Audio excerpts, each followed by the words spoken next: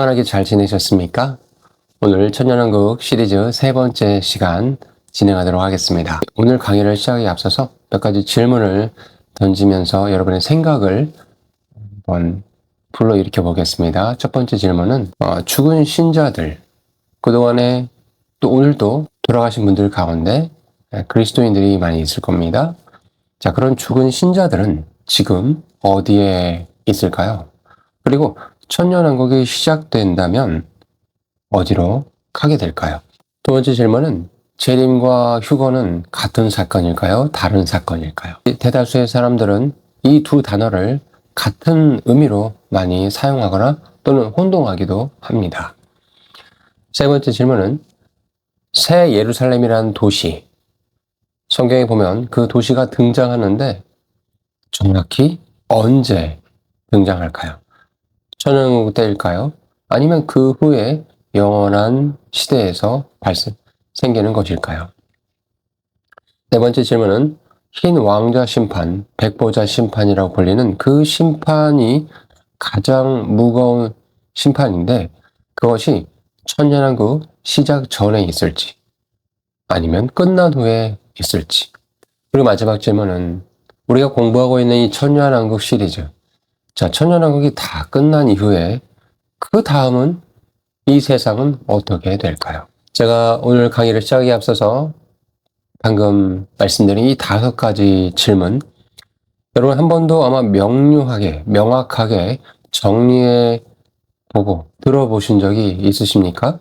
아마 대부분 이런 질문에 대해서는 생각해 본 적도 없을 가능성도 높고, 그렇다 하더라도 그게 뭐가 중요하냐라고 그냥 이렇게 넘기는 경우가 상당히 많습니다. 그런데 아마 여러분 마음 가운데 성경을 조금이라도 관심 있게 보시는 분들은 이 질문에 대한 궁금증이 반드시 있으셨을 겁니다. 그래서 오늘은 이런 질문들에 대해서 성경을 들어서 하나하나 여러분들께 설명드리도록 하겠습니다. 세 번째 강의를 시작하기 앞서서 아직 제 채널을 구독하지 않는 분들은 구독과 좋아요 버튼 눌러주시고 늘 응원 부탁드립니다. 자, 먼저 우리가 지난 시간에 공부한 1강과 2강을 잠깐 정리해 볼까요?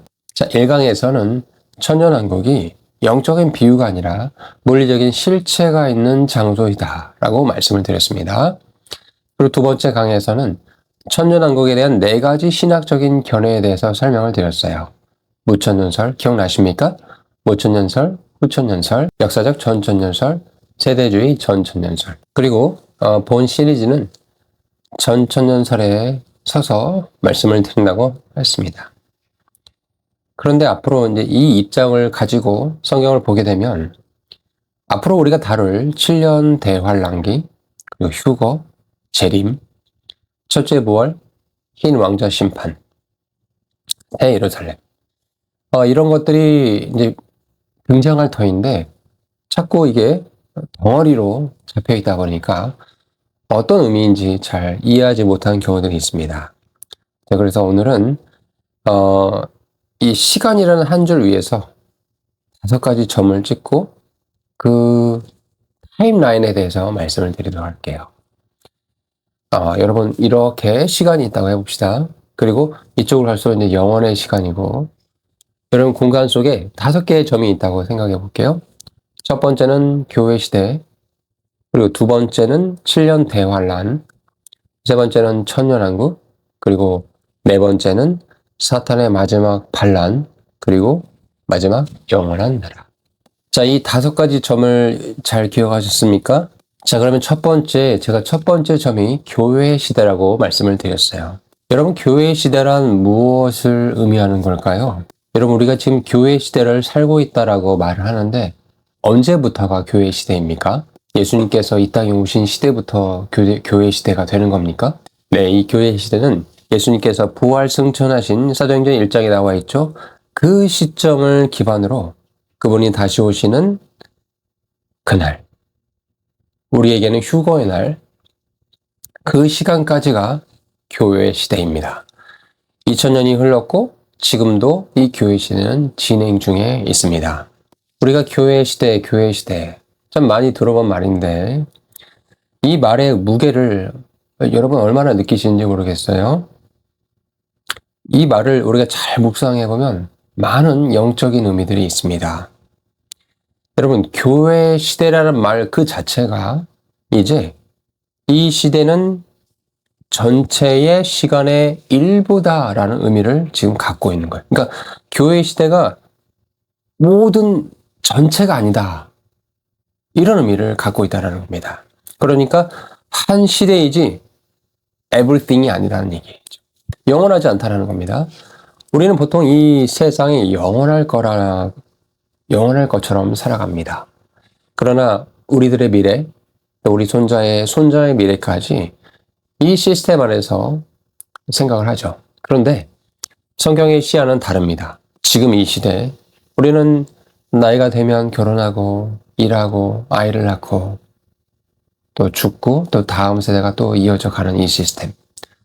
여러분, 이것이 영원한 것이 아니에요. 이건 그저 한 시대, 스테이지의 한 무대의 그런 현상일 뿐입니다. 이 교회 시대의 가장 큰 특징이 뭐냐? 그것은 사탄이 완전히 결박되지 않았다라는 것이 가장 큰 특징이에요. 우리가 1강에서 다뤘던 본문들을 한번 떠올려 볼까요?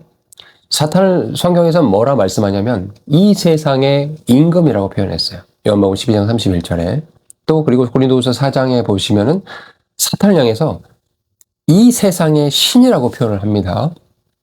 그리고 에베소서 2장 3절에 보면은 사탄은 공중 권세를 잡은 자라고 이야기를 합니다. 즉 우리가 살고 있는 이 시대는 사탄이 이 세상의 임금으로 활동하는 그 시대이고, 그래서 우리가 뉴스를 켜면 또 우리 주변을 둘러보면은 어떻게 이렇게 악한 일들이 참 많이 발생하고 저렇게 막대먹고 정말 나쁜 말로 하면 정말 쓰레기 같은 사람들이 떵떵거리면서 잘 살 수 있는가. 이해하지 못한 일들이 우리 주변에 참 많이 일어나지 않습니까? 그런데 원인이 뭐라고요? 사탄이 완전히 결박되지 않는 채로 이 시대가 지금 진행되고 있기 때문에 그렇다. 그러니까 우리의 신앙이 부족하거나 뭔가 우리의 도덕적인 어떤 그런 것들이 부족해서 이런 부조한 일들이 세상에 일어난 것이 아니라 사탄이 결박되지 않는 그가 이 세상의 임금으로 활동하고 있는 이 시대를 우리가 살아가고 있기 때문에 시스템 자체가 그런 거기 때문에 어쩌면 양심을 가지고 또 투명한 생각들을 가지고 도덕적인 마음을 가지고 살아가는 그 사람들에게는 이 시대가 참으로 살아가기 어려운 게 당연한 것입니다. 자, 그렇다면 이 교회 시대는 무엇을 의미하는가? 사도 바울이 로마서 11장 25절에 한 가지 결정적인 단서를 줍니다. 여러분 성경을 펼쳐보시면 사도 바울이 로마서 11장의 25절에 이렇게 말씀합니다. 이방인의 수가 들어오기까지 이스라엘의 덜어는 우둔하게 된 것이라. 이 말씀을 잘 한번 묵상해 보시기 바랍니다. 교회 시대 동안에 하나님은 이방인들의 충만한 수가 들어오기를 그것이 채워지기를 기다리고 계신다라는 거예요.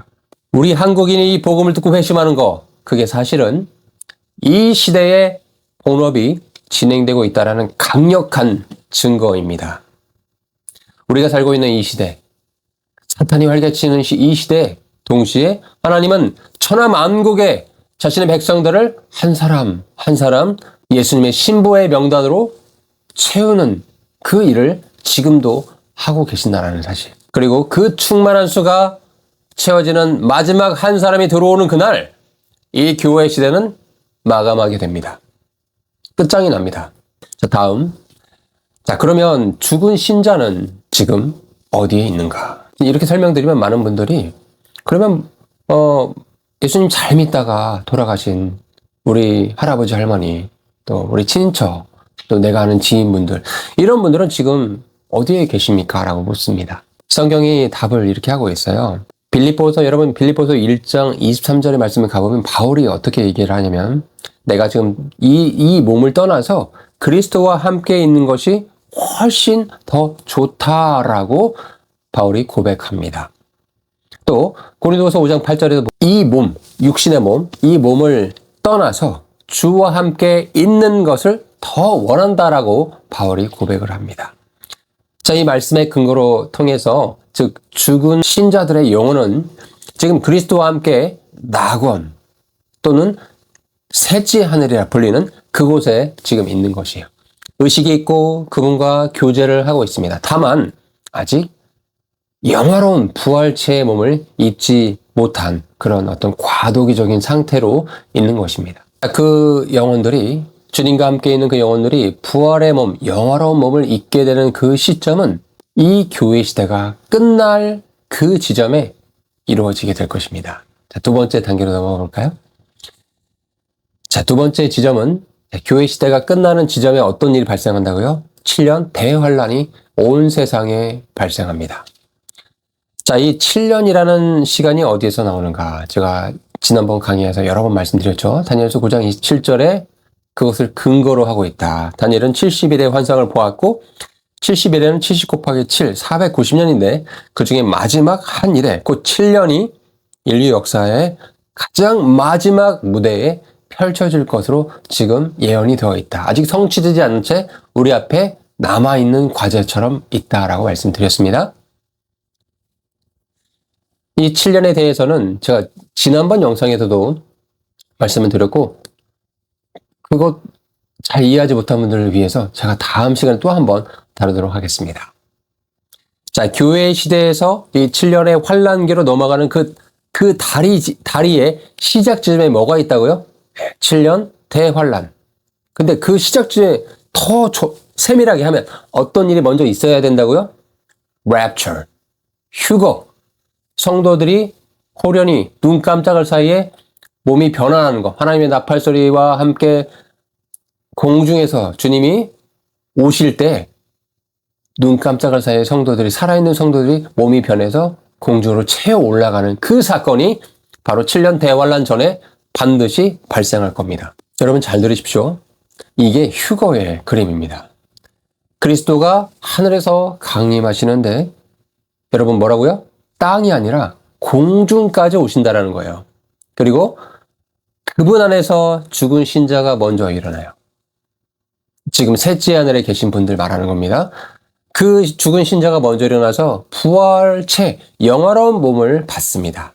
그리고 그 시점에 살아서 이 땅에 살아있는 그리스도인들이 몸이 변하여 그 신자들도 함께 공중으로 끌려 올라가 그 공중에서 주님을 만나게 될 것입니다.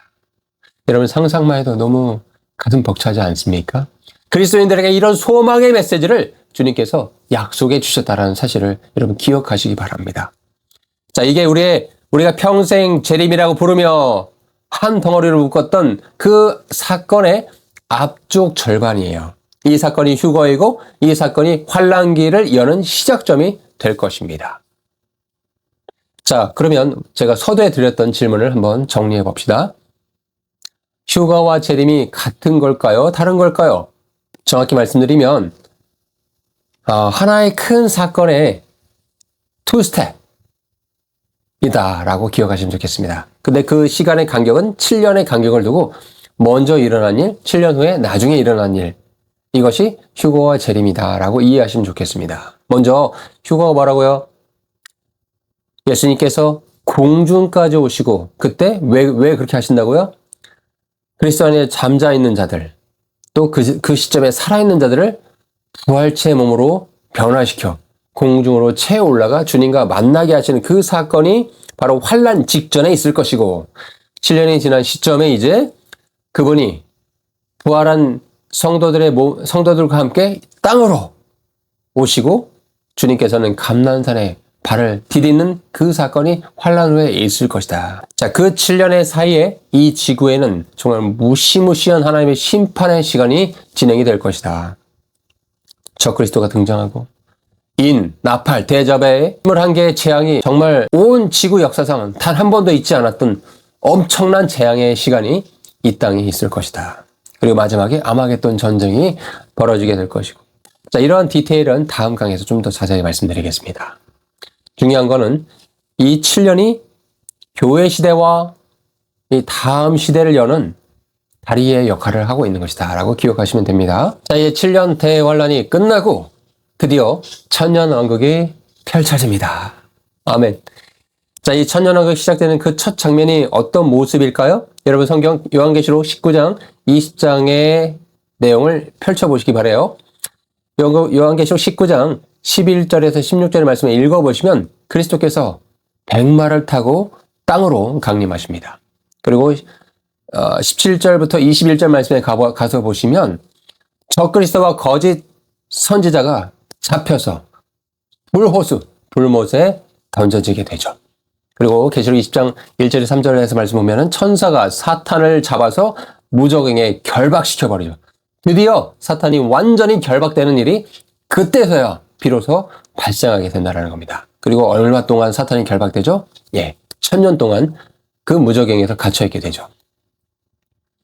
그리고 계시록 20장 4절에서 6절 말씀에 가보니까 첫째 부활에 참여한 자들이 그리스도와 함께 1000년 동안 왕노릇하리라. 할렐루야! 아멘. 자, 이 본문의 순서가 너무나 명확합니다. 재림이 있고 적그리스도를 처리하시고 사탄이 결박되고 1000년의 통치가 이 땅에 펼쳐지게 된다. 자, 이게 재림 후 1000년의 자연스러운 흐름입니다. 우리가 두 번째 강의에서 전천년설을 따른다고 제가 말씀을 드렸는데 그것의 가장 큰 이유가 우리가 성경의 본문을 좀 양심적으로 투명하게 합리적으로 이성적으로 보게 됐을 때 그렇게 이해할 수밖에 없는 자연스러움이거든요.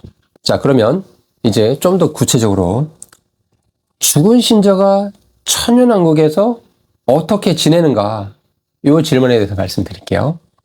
계시록 20장 4절에서 6절의 말씀에 가봐서 보니까 첫째 부활에 참여하는 자들, 즉 그들이 그리스도와 함께 1000년 동안 왕노릇한다라는 말씀에 예언의 축복의 말씀이 예언이 되어 있습니다. 여러분, 그러면 여러분 첫째 부활에 참여하고 싶지 않습니까?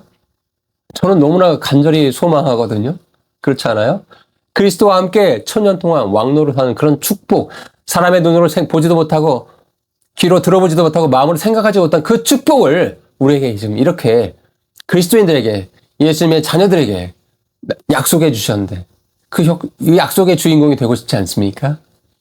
자, 그러면 이 첫째 부활에 참여한 자들이 어떤 사람들이냐? 잘 들으십시오. 첫 번째는 교회 시대에 죽은 성도들. 우리가 교회 시대가 2000년간 지속되지 않았습니까? 그 교회 시대에 죽은 신자들이 영어는 지금 셋째 하늘, 또 낙원이라 부르기도 하고 그 셋째 하늘에 있다가 휴거 때에 그리스도를 만나며 부활체의 몸을 받는다.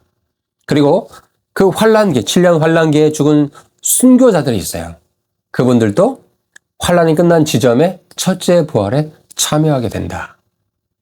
그리고 휴거에 참여했던 예수님이 공중에서 재림하시는 그 시점에 몸이 살아있는 그리스도인도 있을 거잖아요. 그분들도 호련히 몸이 변화돼서 영원한 부활체의 몸으로 그 첫째 부활에 참여하게 된다. 이렇게 부활한 모든 신자가 1000년 동안 그리스도와 함께 통치하는 자리에 설 것입니다. 즉, 1000년 왕국에는 영화로운 몸으로 부활체의 몸으로 변한 신자들과 환란을 통과한 자연인들과 그 후손들이 함께 살아가게 됩니다. 어떻게 이 두 부류가 한 공간에서 한 시대에 공존할 수 있는 것인가? 자, 이게 참 흥미롭죠. 이 부분은 한 8강 정도에 제가 계획을 하고 있는데 그때 가서 좀 더 자세하게 말씀드리도록 하겠습니다. 자, 그러면 이제 새 예루살렘에 대해서 좀 말씀을 드릴게요. 자, 새 예루살렘은 천년왕국의 도시인가 아니면 영원한 시대에 등장하게 될 도시인가? 이게 참 사람들이 많이 헷갈려하는 부분이거든요. 저의 입장은 이렇습니다. 새 예루살렘 도시가 본격적으로 강림하는 시점은 천년왕국 후 영원한 나라입니다. 그러니까 영원한 도시가 더 가깝지 않을까라는 생각이 듭니다. 그런데 물론 천년왕국 전에 시작되는 시작점에 새 예루살렘 도시가 어떻게 위성처럼 같이 공존할 가능성도 있다라는 그런 견해들이 있거든요.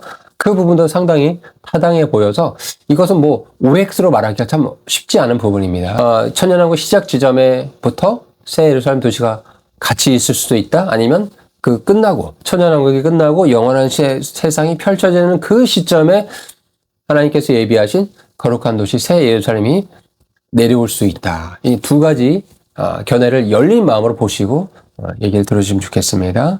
자, 그러면 이 천년왕국 시대를 우리가 정리를 해보면 어떤 시대라고요? 한마디로 말하면 사탄이 완전히 결박된 시대이다. 그리고 그 결박한 것이 모든 것을 바꾸는 시대이다. 무엇을 바꾸냐? 일단 정치 체제가 바뀌어요. 그리스도께서 직접 통치하시는 시대가 바로 천년왕국 시대거든요. 그리고 12사도와 12지파가 행정을 맡게 될 것입니다. 경제 부분에서는 각 사람이 자기 포도나무 아래서 앉아서 먹는다. 환경적인 부분에서는 사자가 풀어먹고 사막이 백합화로 꽃 피우는 그런 환경으로 바뀌게 된다. 이사야서 11장에 나와 있죠. 35장에도 나와 있습니다. 인간의 수명은 100세에 죽는 아이가 어린아이라 불릴 것이다. 이사야서 65장 20절에 나와 있습니다. 이 모든 디테일은 제가 제 강의 기획상 8강에서부터 15강까지 이런 내용들을 하나하나 자세하게 설명드리도록 하겠습니다. 자, 그럼 다음 단계를 말씀드리면, 그러면 이제 천년이 끝나는 지점에 어떤 일이 발생하는가? 자, 그 천년 왕국의 천년이 거의 끝나갈 지점에 사탄의 마지막 반란과 또 백보자 심판이 펼쳐지게 될 것입니다. 짧지만 아주 결정적인 시간이죠.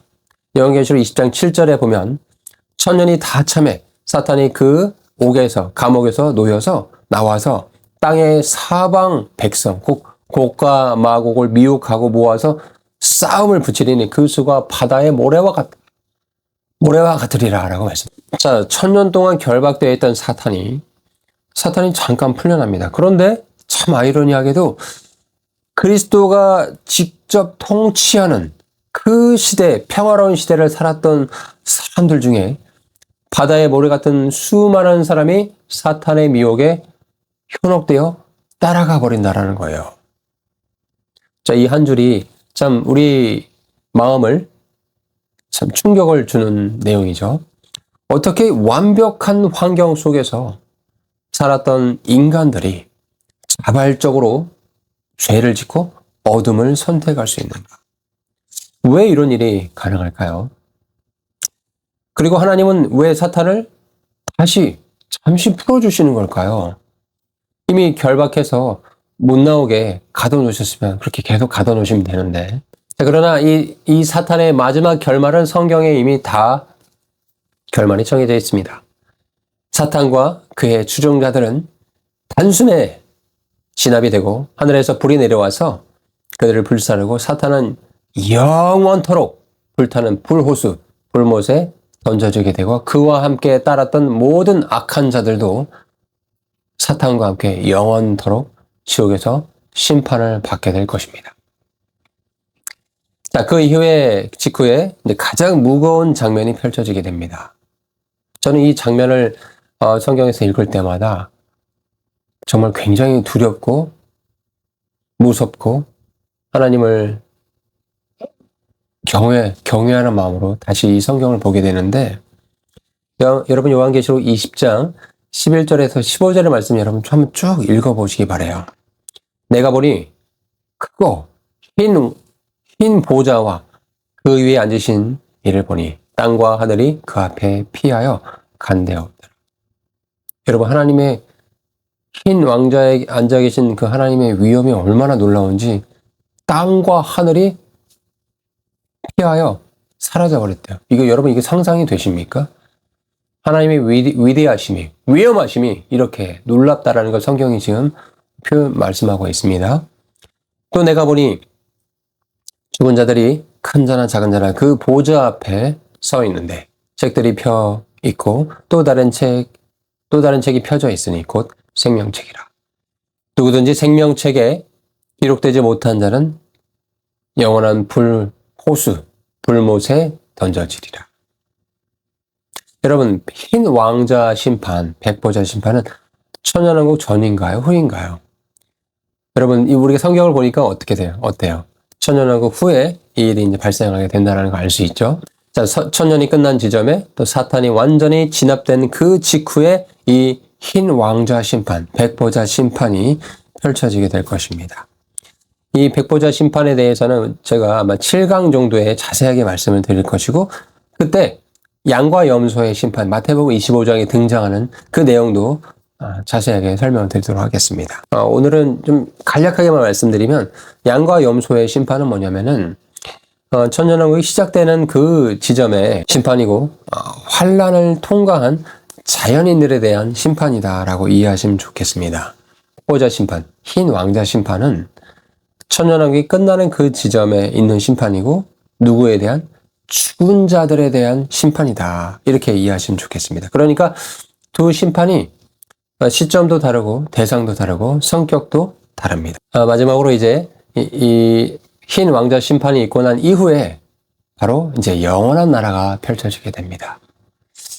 여기서 우리가 가져야 될 가장 결정적인 통찰을 한 가지 말씀드리면, 천년왕국이 끝이 아니라는 거예요. 천년왕국은 영원이라는 본편 직전에 상영되는 천년짜리 예고편입니다. 우리가 보통 천년왕국 하면 거기가 인류의 끝인 것처럼 생각이 들기도 하는데, 그러나 성경은 분명히 이야기합니다. 천년왕국 다음에 진짜 하나님께서 예비하신 인간의 마음으로 상상하지도 못한 놀라운 세상, 새하늘과 새 땅이라는 영원한 세상이라는 놀라운 세상이 예비되어 있다. 너무나 가슴 벅차지 않습니까? 계시록 21장 1절에 가보니까 또 내가 새 하늘과 새 땅을 보니 처음 하늘과 처음 땅이 없어졌고 바다도 다시 있지 않더라.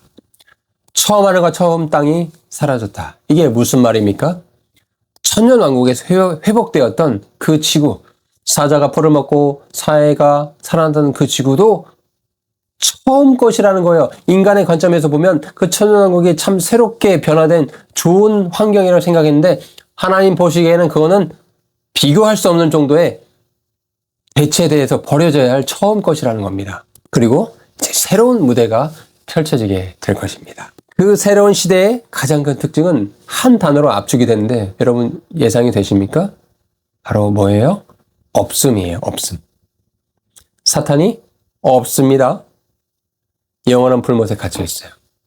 죽음이 없습니다. 애통하는 거, 애곡하는 것도, 아픈 것도 없습니다. 성전도 없습니다. 왜? 그분 자체가 성전이시기 때문에. 해와 달도 없습니다. 왜? 그분의 영광의 빛이 빛나기 때문에.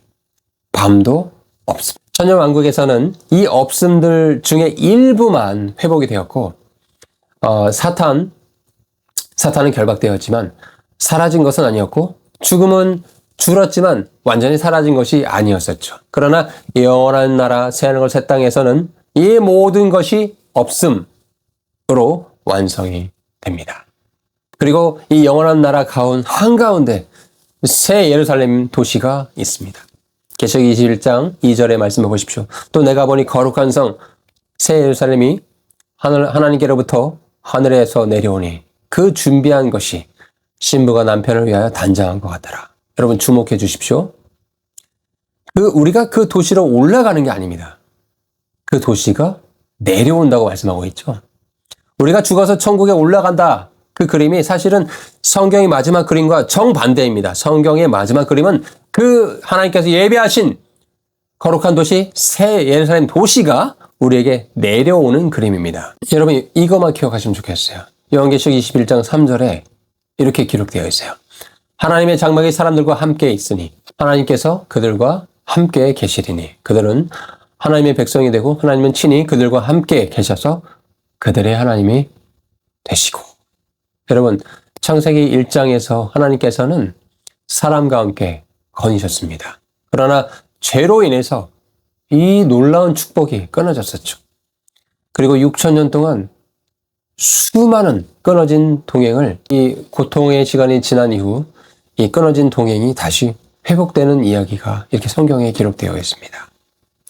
성경의 마지막 한 절은 하나님께서 사람과 영원히 함께 하신다. 강의를 마무리하도록 하겠습니다. 오늘 강의가 도움되시고 또 여러분들의 마음에 울림이 있었다면 구독과 좋아요를 함께 해주시길 부탁드립니다. 여러분 이 강의는 저의 힘으로 진행되지 않습니다. 여러분의 기도와 후원 또 응원으로 진행되고 있습니다. 이렇게 늘 함께 해주시고 기도해 주시고 응원해 주셔서 정말 감사드립니다.